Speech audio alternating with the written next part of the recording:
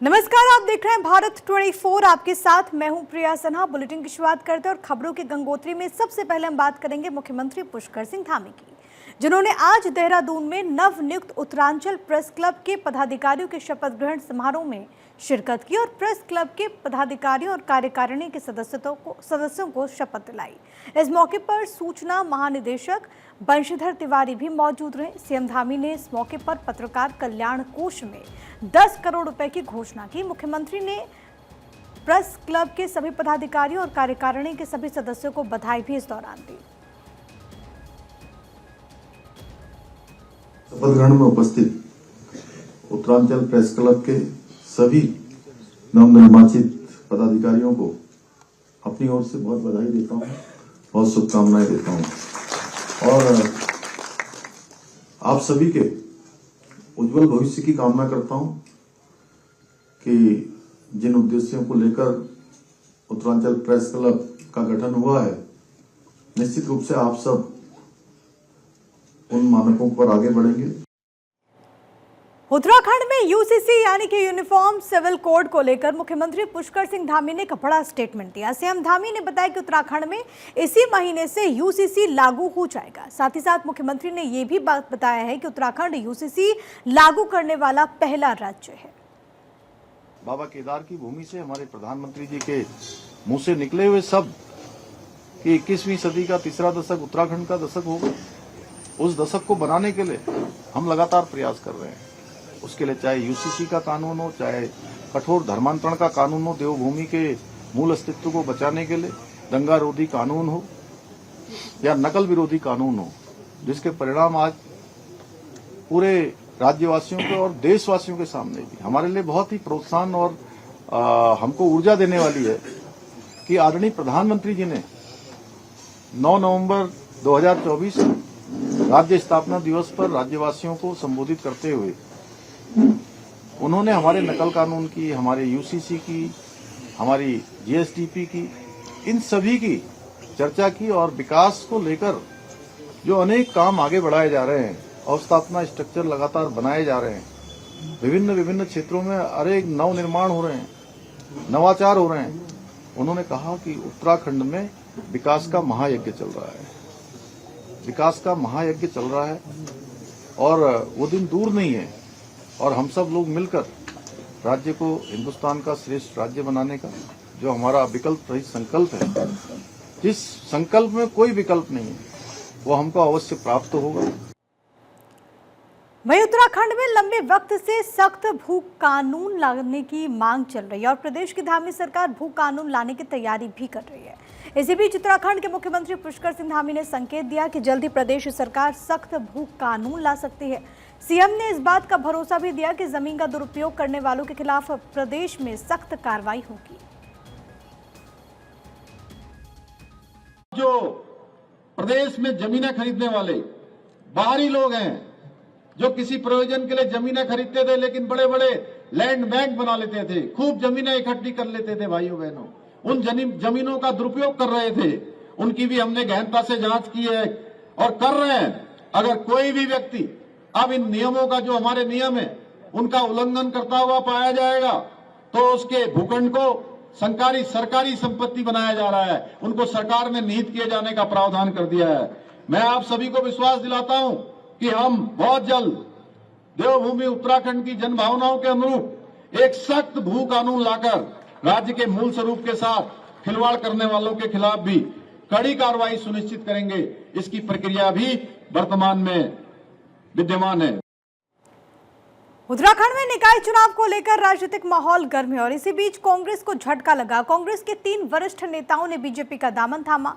देहरादून में BJP office में कांग्रेस के प्रदेश उपाध्यक्ष मथुरा दत्त जोशी, बिट्टू कर्नाटक और प्रदेश महामंत्री जगत सिंह खाती ने कांग्रेस पार्टी छोड़कर बीजेपी ज्वाइन कर ली। इस मौके पर सीएम पुष्कर सिंह धामी ने तीनों नेताओं को पार्टी का पटका पहनाकर बीजेपी में शामिल कराया। इस दौरान प्रदेश अध्यक्ष महेंद्र भट्ट और टिहरी विधायक किशोर उपाध्याय समेत बीजेपी के कई बड़े चेहरे मौजूद रहे।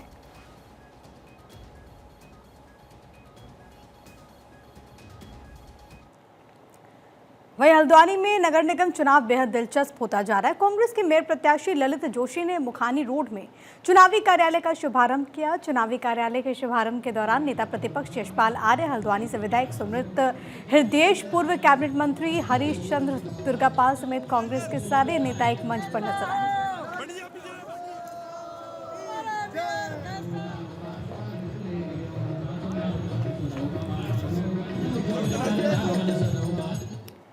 तो उत्तराखंड में निकाय चुनाव को लेकर सियासी सरगर्मियां तेज हैं। ऋषिकेश की नगरपालिका मुनी की रेती में त्रिकोणीय मुकाबला देखने को मिल रहा है। बागी नेता राष्ट्रीय दलों के समीकरण बिगाड़ रहे हैं। मुनी की रेती नगरपालिका चुनाव में कांग्रेस बीजेपी के वोटों को प्रभावित कर निर्दलीय उम्मीदवार चुनाव को रोचक बना रहे हैं।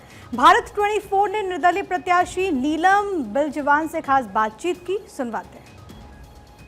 बहुत सारे मुद्दे हैं, ऐसे तो बहुत ही सारे मुद्दे हैं जिनको मैंने 2016-17 से मैं नोटिस कर रही हूँ, क्योंकि 2016-17 से इस क्षेत्र में एक्टिव हूँ। अभी तो आपको क्या बताऊँ, बहुत छोटी छोटी चीज़ों के लिए हमारे लोग परेशान रहते हैं और उसी के चलते ही मैंने ये निर्णय लिया है कि मैं नगर पालिका अध्यक्ष इंडिपेंडेंट मैं लड़ूंगी। और बहुत सारे मुद्दे हैं जो महिलाओं के लिए, युवाओं के हैं, महिलाओं के हैं, जो हमारे नौजवान बेरोजगार भाई हैं उनके लिए है। और आप जब देखेंगी हमारा जब मैनिफेस्टो आएगा तो उसमें आप सब कुछ देखेंगे कि हमने क्या प्लान किया है। और वो सब जो प्लान किया है वो सब मैंने यहाँ पर जो प्रैक्टिकल देखा है उसके तहत हमने अपना मैनिफेस्टो तैयार हम करेंगे। वहीं देहरादून में सरकार के निर्देश पर मदरसों की जांच शुरू कर दी गई है। डीएम सविन बंसल ने इसके लिए तहसील स्तर पर कमेटीज गठित कर दी हैं, जो कि एसडीएम की अगुवाई में जांच कर रिपोर्ट डीएम को देगी। डीएम बंसल ने कहा कि सभी एसडीएम जिला अल्पसंख्यक कल्याण अधिकारी एवं शिक्षा विभाग से समन्वय बनाकर मदरसों का सर्वे करेंगे, नियम के अनुसार कार्रवाई कर रिपोर्ट दे। सभी एसडीएम अपनी तहसीलों में संचालित पंजीकृत मदरसों सहित गैर पंजीकृत मदरसों का पूरा विवरण देंगे। जो मदरसे रजिस्टर्ड है उनमें मानकों के पालन की स्थिति जैसे एनसीईआरटी पाठ्यक्रम से पढ़ाई, मिड डे मील, स्वच्छता, प्रकाश व्यवस्था, मूलभूत सुविधा आदि पर रिपोर्ट दी जाएगी। जो हमारे लीगलाइज्ड वे से पंजीकृत इंस्टीट्यूशंस चल रहे हैं, सो उसमें तो जो हमारे नॉर्म्स हैं प्रिस्क्राइब्ड बाय द गवर्नमेंट वो फॉलो हो रहे हैं कि नहीं।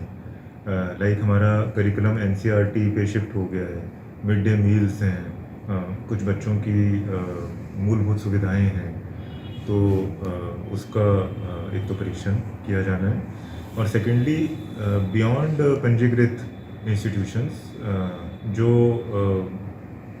Without any valid permissions, without any authority run किए जा रहे हैं, उसके कुछ इंटेलिजेंस इनपुट्स प्राप्त हुए हैं, जिसके बेसिस पे जॉइंट टीम्स कॉन्स्टिट्यूट की गई हैं। हमारे एसडीएम, पुलिस, मदरसा, हमारे जो मदरसा बोर्ड है उसके रजिस्ट्रार और हमारे शिक्षा अधिकारी। सो इनको एक हफ्ते का समय समय निर्धारित की गई थी और we expect to get the reports by Monday only. वहीं चमोली में भारी संख्या में पर्यटकों के आने का सिलसिला जारी है। बर्फीली वादियों में सैलानी जमकर लुत्फ उठा रहे हैं। कहीं आइस स्केटिंग हो रही है तो कहीं पर्यटक रोपवे का आनंद ले रहे हैं। लगातार बर्फबारी की वजह से गिरते तापमान के बीच चमोली में पर्यटकों की संख्या में वृद्धि हुई है। लोग अपने परिवार के साथ चमोली पहुंच रहे हैं। उसी बीच पर्यटकों से गुलजार चमोली में स्वच्छता अभियान चलाया गया। बताया जा रहा है कि बड़ी संख्या में पर्यटकों के पहुंचने से बड़े स्तर पर प्लास्टिक कचरा जमा हो गया था, जिसे देखते हुए नगरपालिका जोशीमठ के पर्यावरण मित्रों ने कई मन प्लास्टिक कचरा साफ किया।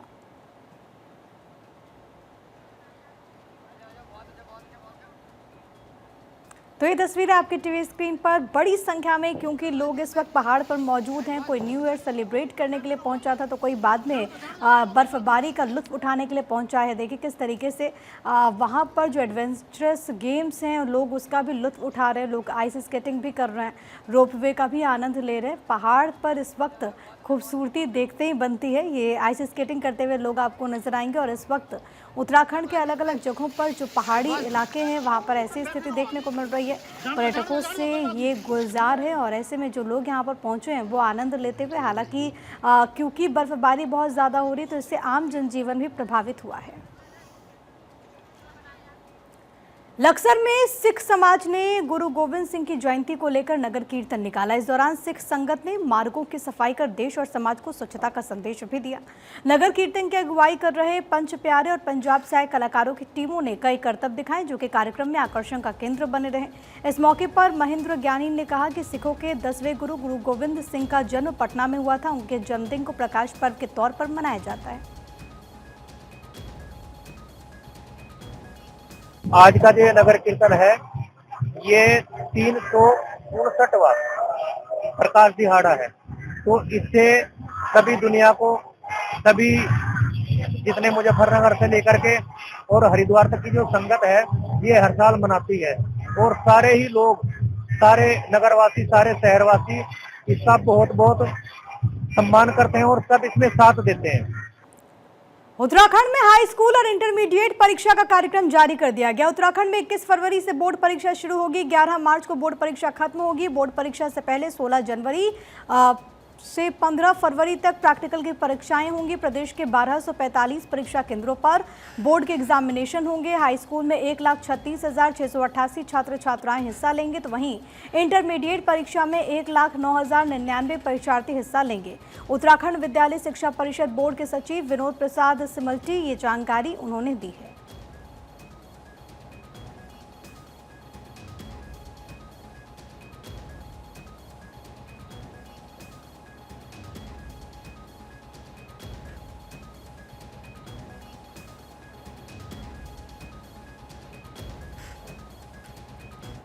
वहीं हल्द्वानी में उत्तराखंड ओपन यूनिवर्सिटी का दीक्षांत समारोह आयोजित हुआ। राज्यपाल गुरमीत सिंह ने इस दीक्षांत समारोह में बतौर मुख्य अतिथि शिरकत की। इसके अलावा उच्च शिक्षा सचिव रंजीत सिन्हा भी कार्यक्रम में मौजूद रहे। दीक्षांत समारोह में डॉक्टर हेमचंद्र को मानव उपाधि से सम्मानित किया गया।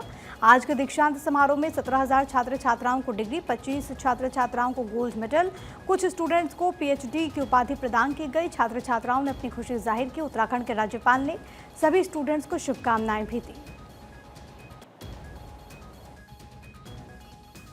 मुझे ऐसा लगता है कि जो भी पहल हमने की है उसके अंदर में एक पोर्टल शुरू किया है जिसका नाम स्वयं है, जिसके अंदर में हम उनकी मदद कर सकते हैं। ऐसे बहुत इनिशिएटिव हैं। मैं तो हर एक भारतीय को, हर एक उत्तराखंडी को कहूँगा that please use a beautiful opportunity that is the open university.